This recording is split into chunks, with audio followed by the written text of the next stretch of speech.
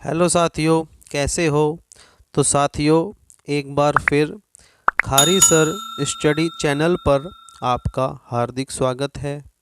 तो साथियों, जो आज की हमारी वीडियो है वो यूपी राजस्व लेखपाल की जो आगामी परीक्षा है उसके लिए बहुत ही इम्पोर्टेंट होने वाली है, क्योंकि यूपी राजस्व लेखपाल का जो मैथ का सिलेबस है उसके अंदर सांख्य की टॉपिक दिया हुआ है। और हम आज सांख्य की टॉपिक के अंदर 4 टॉपिक क्लियर करेंगे: माध्य, मध्यिका, बहुलक और परिसर। माध्य, माध्यिका, बहुलक और परिसर, तो ये चारों टॉपिक हम आज क्लियर करेंगे। तो चलिए एक एक करके इन टॉपिकों को क्लियर करते हैं। सबसे पहले निकालना सीखते हैं माध्य, कि किन्हीं भी संख्याओं का माध्य कैसे निकालते हैं। तो बच्चों, माध्य निकालने का मतलब होता है जिस तरह से हम औसत निकालते हैं ना, उसी तरह से क्या होता है माध्य निकालना भी। तो यहाँ पे आपको क्या करना है, सभी संख्याओं का योग करना है। तो चलिए योग करते हैं।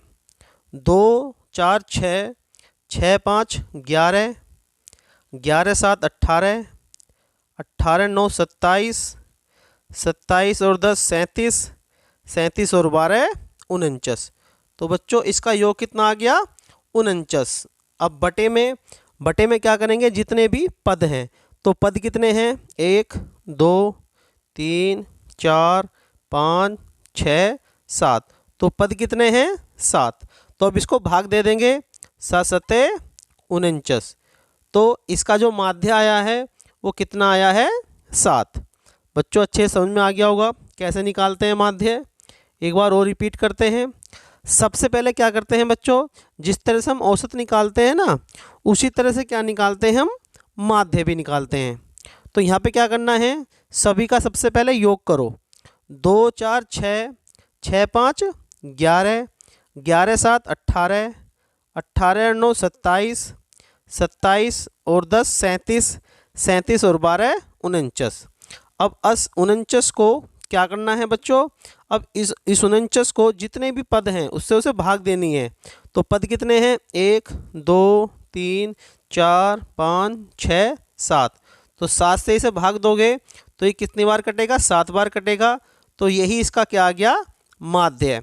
अगर इसका माध्य पूछे तो कितना है बच्चों, 7। तो मैं आशा करता हूँ माध्य निकालना अच्छे से सीख गए होंगे। चलिए इसका एक एग्जाम्पल और देखते हैं। इसका एक एग्जाम्पल दिया हुआ है मैंने, करो। सबसे पहले क्या करना है, इनका सबका योग करना है। 2 4 6, 6 6 12, 12 8 20, 20 और 10 30, 30 और 12 42।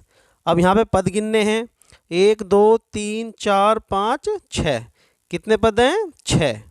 ठीक है, तो 6 से कितनी बार जाएगा, 42, 6 सत्ते 42।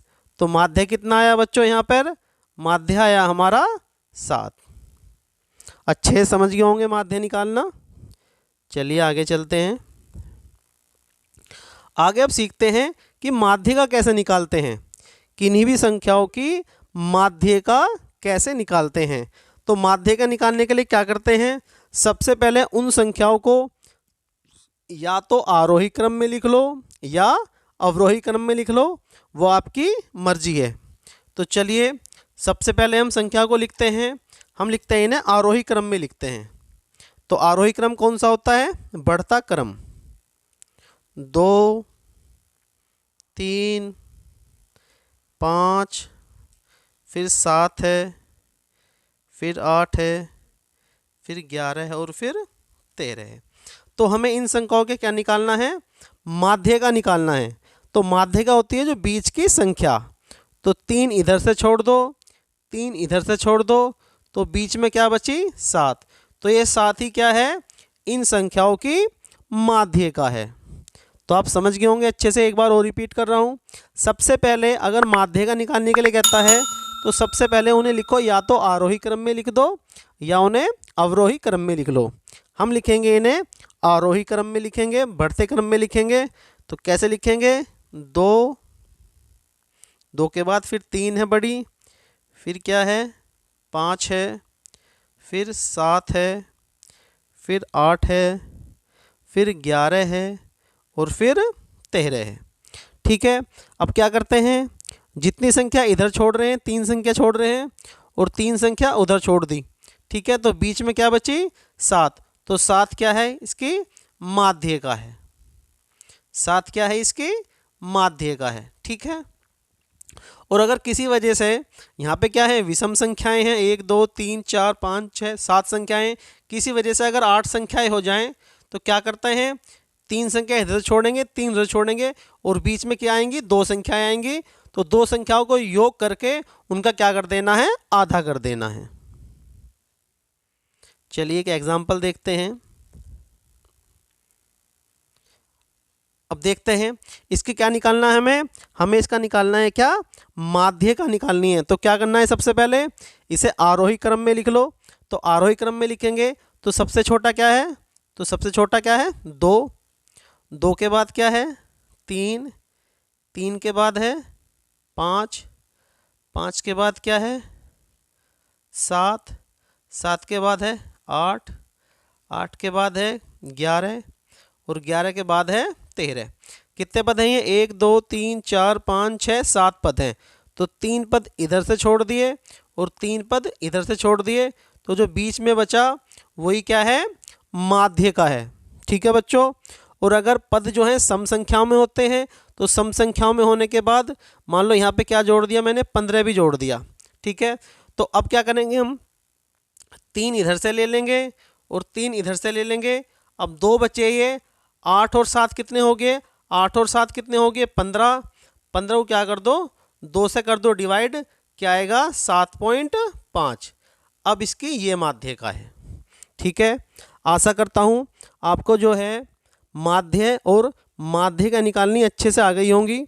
अगर विषम संख्याओं में पद हैं तो आधे इधर छोड़ दो आधे उधर छोड़ दो, जो बीच में आया वो क्या है माध्य का है। अगर सम संख्याओं में है तो दो संख्याएं हैं वो बीच में आएंगी, तो उन्हें क्या करना है दोनों को जोड़कर 2 से भाग दे देना है, जैसे इस एग्जाम्पल में मैंने 15 जोड़कर किया है।